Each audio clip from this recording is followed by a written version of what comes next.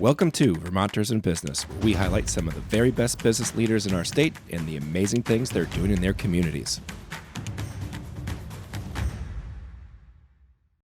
People of Vermont, welcome to Vermonters in Business, where our mission is to highlight the businesses and business leaders in our state that are doing amazing things in both their work and in their communities. We have a great show today. I am Drew Kinney, the co-host of the show. I am a seventh generation Vermonter, a business owner, and I am a technology investor in the state. So, with our show today, it's exciting because we're kicking off season 2, which is a little bit of a switch up. You know, we've done some upgrades. We've added a couple of camera angles, and so hopefully, the footage comes out great. But again, like I said, great show today. First, join me in welcoming our co-host on the show.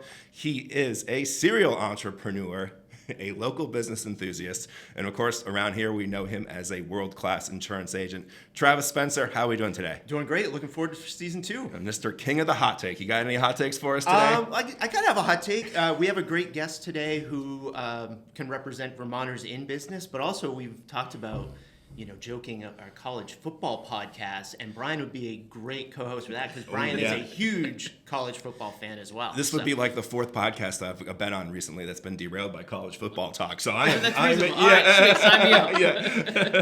we did one with an insurance one, and it was Alan, my brother, and I, and we were in the podcast, and it was like the day of the national championship game, and then it was like all we could talk about was what was going to happen in the national championship. This is we looked down like 30 minutes in, and all we've talked is college football, and we're like, we better switch to insurance or whatever we're talking about. Yeah, how have we gone to a 14 playoff without even getting through 8? Right? Yeah.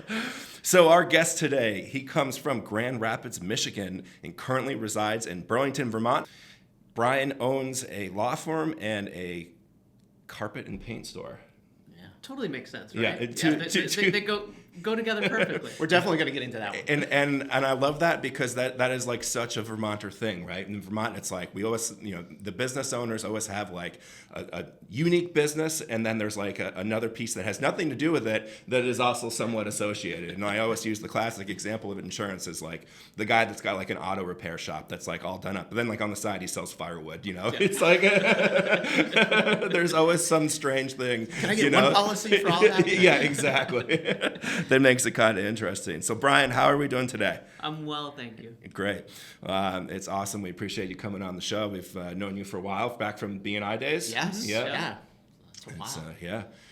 Were you in Travis's chapter? Or yep, separate one? Yeah. So you had to deal with him as president for yes, sir. a long time. Yeah. You had quite the reign, huh? I did. That's probably what drove him out. So the first thing we do on every show, before we kind of dive into the real meat and potatoes, is we have what we call the Vermonter hot seat. Are you ready to hop into the hot seat? Does it involve hot takes too? It can. Okay. Yeah. Awesome. Actually, it's kind of all about hot takes. Exactly. It's all off the cuff. Yeah.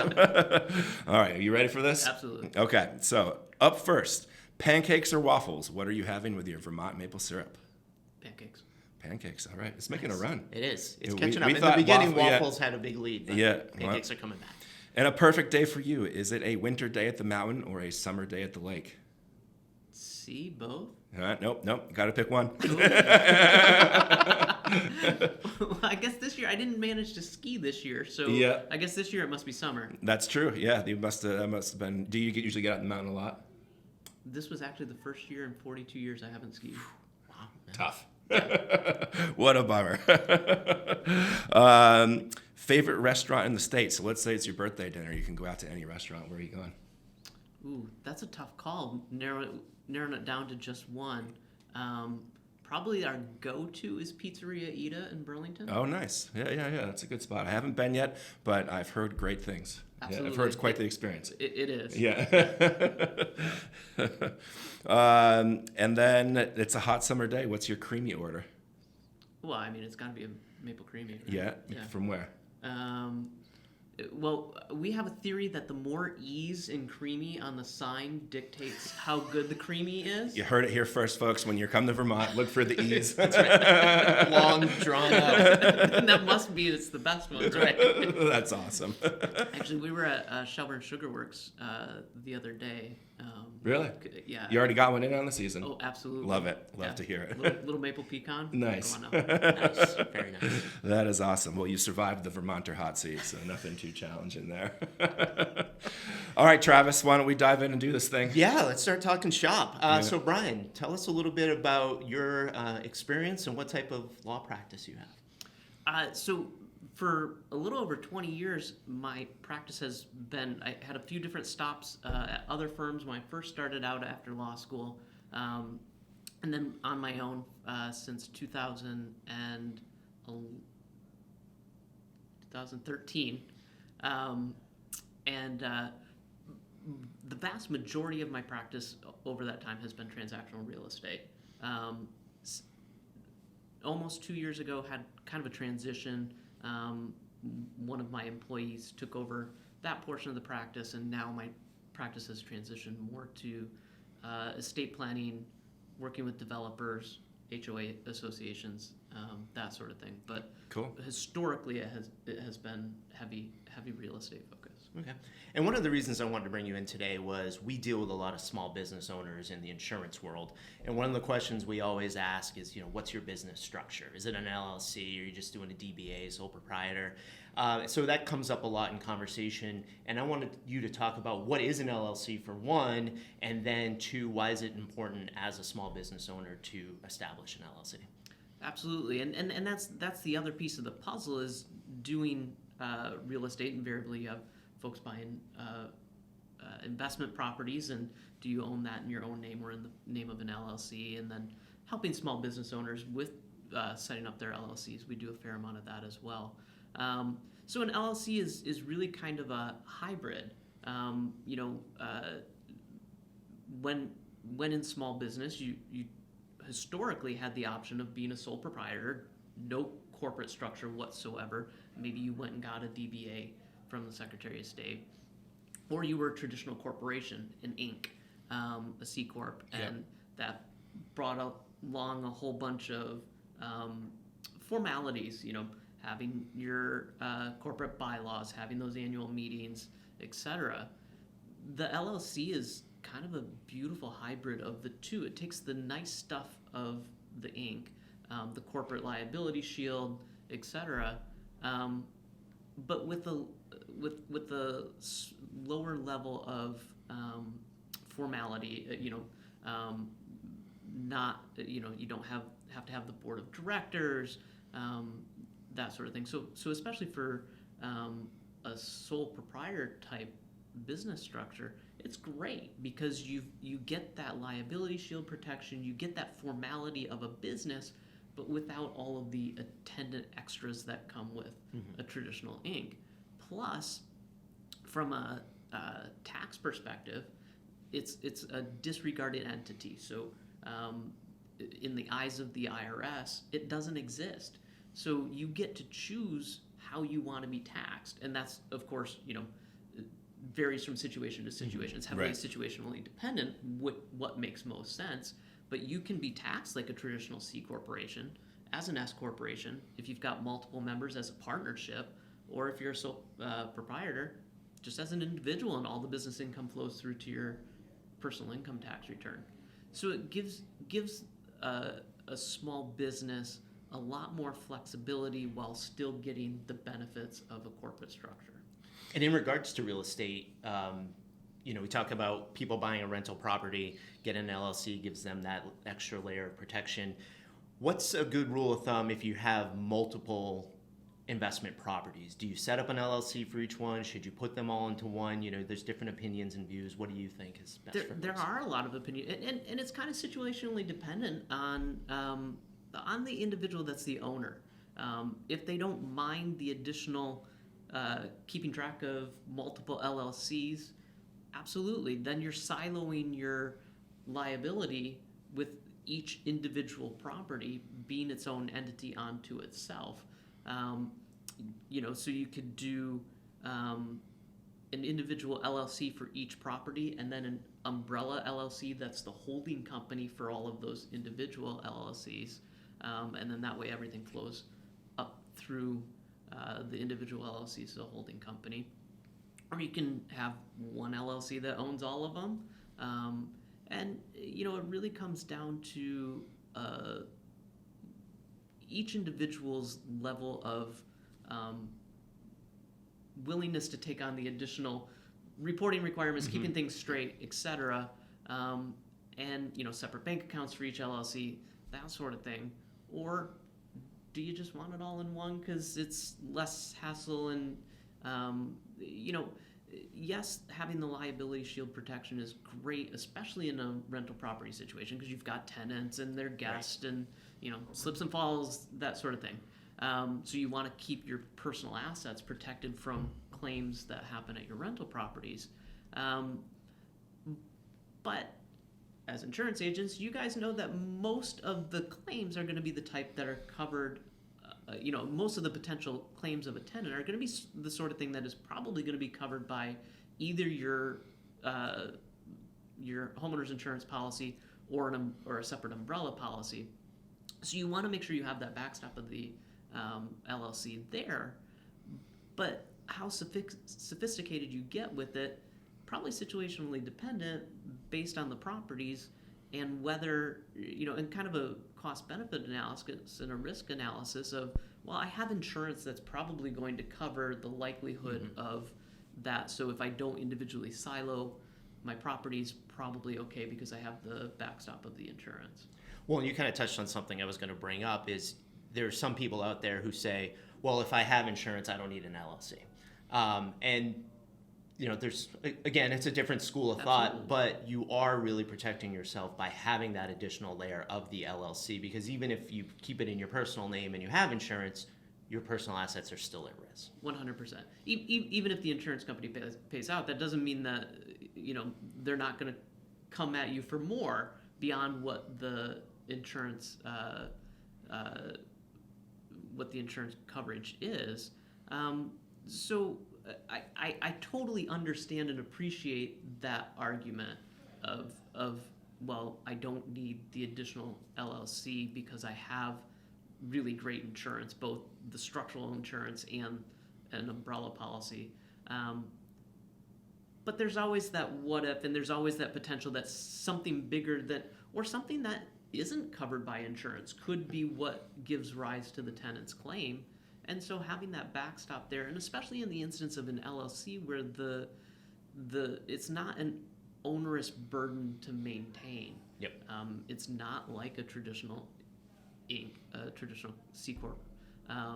So it's a small amount of additional effort for potentially a huge benefit on the back end if something were to occur.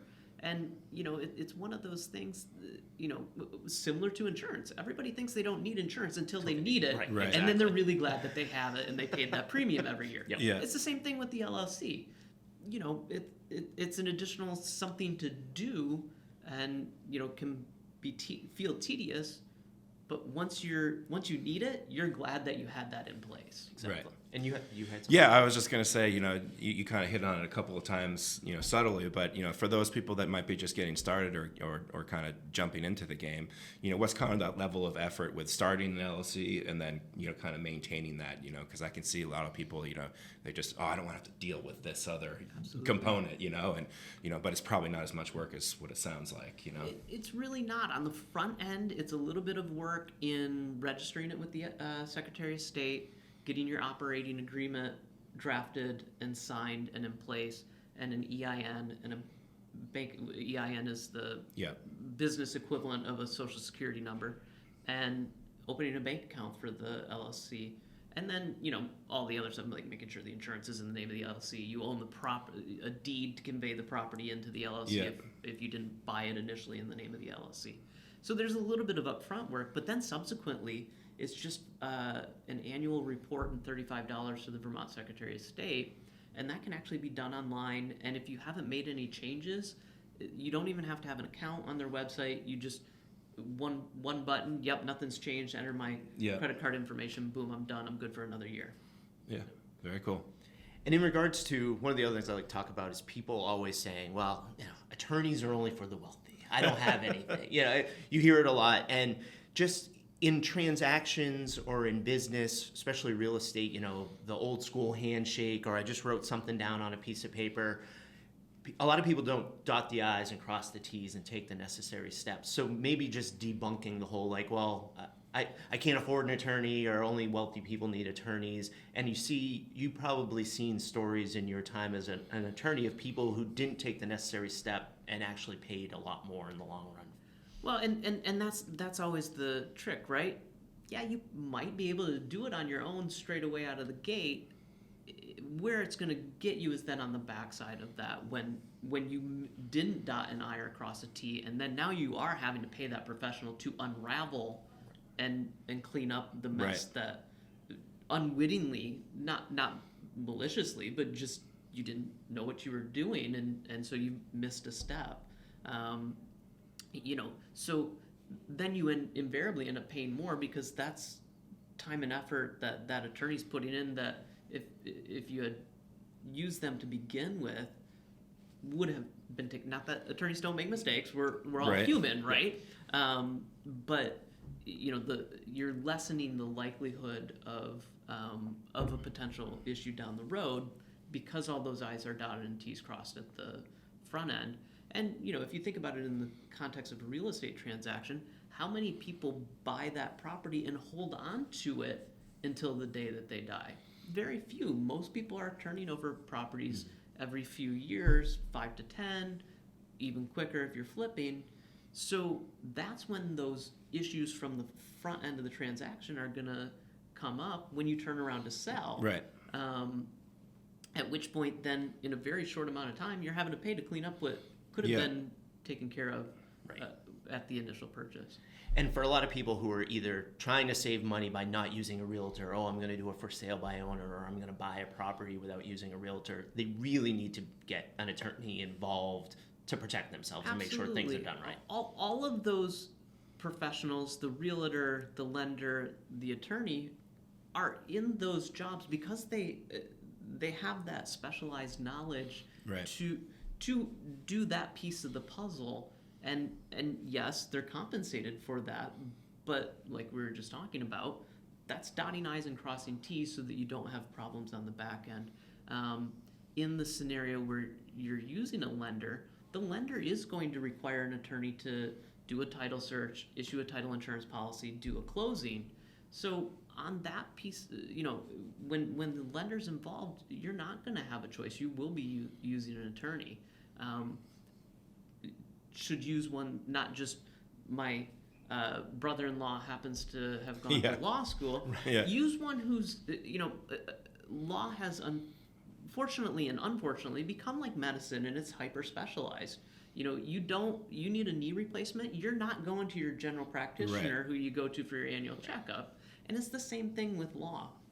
The days of the country lawyer who does a little bit of everything have pretty much gone. There's pockets where that still happens, but using an attorney that does the type of specializes in the type of law that you're needing assistance with is going to save you money, because they're able to do it much more efficiently with their knowledge base, because they're not having to do as much of the learn as I go, because I don't know this area of law.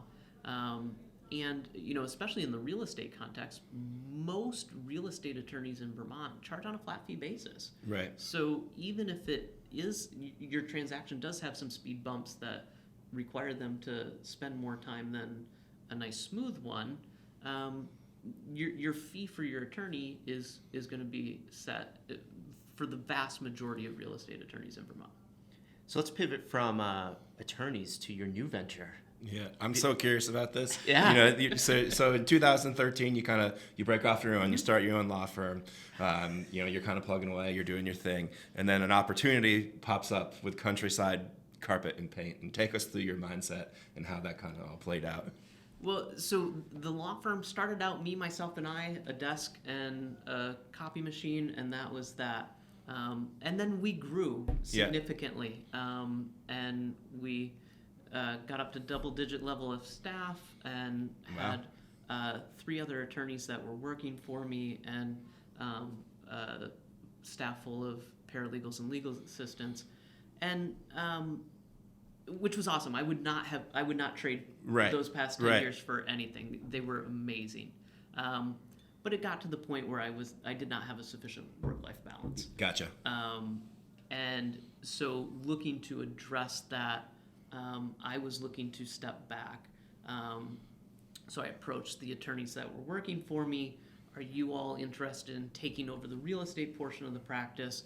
And I'm going to step back, become a true solo practitioner again, working from my home office, Yeah. and pivot to mostly stuff other than real estate, but still doing a little bit of real estate. And one of them took me up on it. Nice. And so that was May of 2022. We transitioned over the practice. They are now known as Page Law. Seamus Page is the owner of that, and all of my staff transitioned over with him, and they're rolling along That's great. doing the real estate portion of what we did. And then I continue doing the other stuff, a little bit of real estate. I have 30 units worth of rental property that I own and manage myself, and was really enjoying that. And then a couple of friends of mine were looking to invest in a business. One of them came across Countryside was available for purchase, and the three of us went, hey, that sounds like Let's give it a go. let's give it a go. Yeah, I love it. So the three of us and one additional partner purchased the business, and that was last summer of 2023, and we're still getting our sea legs. Yeah. Still learning the business, because it's not, paint and flooring is not anything that any of us have Yeah. experience in, but it has been fantastic. The three of us with our combined histories know how to run a business, so Right. running the back end of the business, Right. totally comfortable with, have enjoyed doing. It's been learning the paint and flooring side of Sure. side Flat, of that has been- semi-gloss, Sure. satin, things like that. Yeah. Super basics on day one like that. Yeah. How do I mix a gallon Right. of paint when Yeah. somebody wants this particular color? How do the different types of flooring get installed? What do we need to worry about for underlayment? And all those sorts of things that none of us had any experience with. Yeah. Thankfully, the store had a really great staff that stayed on through the transition. They've been That's great great. to. It's not always easy. Yeah. It's not. Yeah. It's been great to get to know them and have them teach us what we need to know for running the business. Yeah. What? How has it changed or impacted the work-life balance that you were kind of seeking prior to doing this move? Because it's not just me trying Yeah. to run it, and I've got the partners. That was one of my requirements going in, was Right. that, hey, we're spreading this out. It's not going to be, which is why I have the partners. Was Yeah. So that it's something where each of us has kind of our, based on our histories, our areas of Yeah. the business that we're running, and then that way none of the three of us is having to do it all. Yeah. No, that's great. As long as you can lay that kind of groundwork out front and figure out people's roles and all that, it's huge. Yeah. So, Yeah, it's very definitely cool. an interesting midlife change. Oh, right? absolutely. Yeah, Yeah. because Right. you're going to something that's completely different than what you're used to, and it's still, though, still uses your skill set, but it's not something. I always hear about people who, I want to write a novel, or I'm Right. gonna, Yeah. you're not doing something totally different, but it's just kind of different. Well, and and this law school does not teach you that having your own firm is running a small business. Right. Yes, you're practicing law. Right. And that's your primary focus, but that's no different than we're in the paint and flooring business, but we need to run the business too. Right. We sell paint and flooring, but we need to run the business. So having had that experience of running the law firm myself, that then Yep. transitioned over to, it's running a business. It's just a different type of business. Yeah. So a lot of those basics are still there and applicable in the new venture, and some of the experiences from owning and running Yep. the rental properties. And my partners similarly, one comes from an accounting background, but then ran his own small business for 20 years. Another comes from the financial industry and the tech space. So we've made a lot of changes technology-wise because of that. We've got the back end bookkeeping and accounting knowledge, the law, and three of us having run small businesses. So it's learning the paint and flooring, Yeah. but the business piece we've got covered. Yeah. That's great. Any takeaways from, kind of so it's been probably 2 years, almost 2 years? Almost 2 years since I left the full-time running of the full law practice, still Right. practicing on my own. Right. And running my own, air quotes, firm, which consists of me, myself, and I at this Yeah, point. yeah. But, sliding into kind of a new business, any key takeaways that you've kind of learned over the past couple of years for somebody who might be thinking of making a similar type of jump? What would you make sure that you had dialed in ahead of time? Be nimble. Yeah. Ask lots of questions at the start. Don't presume you know it all. Right. I love it. That's great. Yeah. And that's what we always tell new hires. Right? Yeah. I mean, just don't be afraid to ask those questions. Don't be afraid to look for help. Absolutely. You don't have to have the answer right then and there. Yeah. I apologize to the staff at the store. I know I asked this once already. Yeah. Remind me how I do this. Yeah. Remind me what I need to know on this particular product. That's great. Dude, anything else you want to add? Anything we forgot or anything you want to bring up or mention? I don't think we talked college football, did we? Well, not much, no. Oh, okay. Yeah. NIL destroyed college football. Yeah. Here comes the Nick Saban hot takes. Yeah. But cool. Well, we appreciate you coming on the show, and kind of as we round out and close every show, if any folks out there know any great Vermonters or people in Vermont that are doing some great work, we'd love to have them on the show, and we're open to guests. So make sure you reach out to us, follow us on our social medias. And Brian, where can they learn more about you or find more about you? We'll put it on the banner, but it's good to give a little shout out to it. StarklawVermont.com, Vermont's all spelled out, and CountrysideCarpetAndPaint.com. And that's All right. in Middlebury. And that's in Middlebury. Yep. Law practices here in the Burlington area. Paint and flooring stores in Middlebury. Very good. Fantastic. All right. Awesome. Great work. Well, Thank you all. thanks. Yeah, Much I appreciate it.